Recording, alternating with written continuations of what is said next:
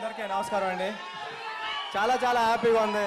Thank you Charan sir, love you so much.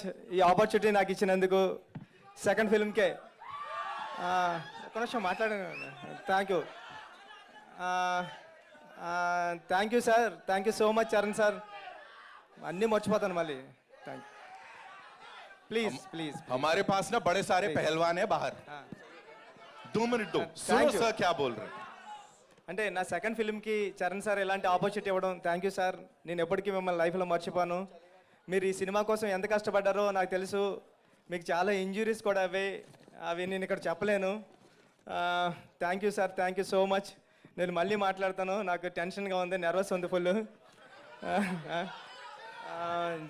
Janhvi, thank you. మీ hard working గురించి ఏం మాట్లాడడానికి లేదు. చాలా హార్డ్ వర్కింగ్. మీరు చాలా పెద్ద హీరో అయినప్పుడు మీ మదర్ ప్లేస్కి వెళ్ళిపోతారు. మీ మదర్ రేంజ్, మీ మదర్ ఏ రేంజ్కి రీచ్ అయ్యారో ఆ రేంజ్కి వెళ్తారు మీరు, శ్రీదేవి గారు లాగా. Thank you madam, thank you.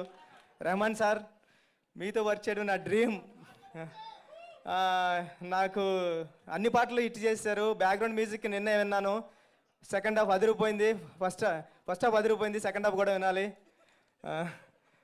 మొన్న Divyendu sir, love you sir, love you so much, love you. మీరు ఈ సినిమాకి రావడం అన్నది అంటే జంజీ బ్యాచ్కి చాలా దగ్గర అయిపోయింది ఈ సినిమా మీరు రావడం వల్ల. థ్యాంక్ యూ మొన్న సార్, థ్యాంక్ యూ.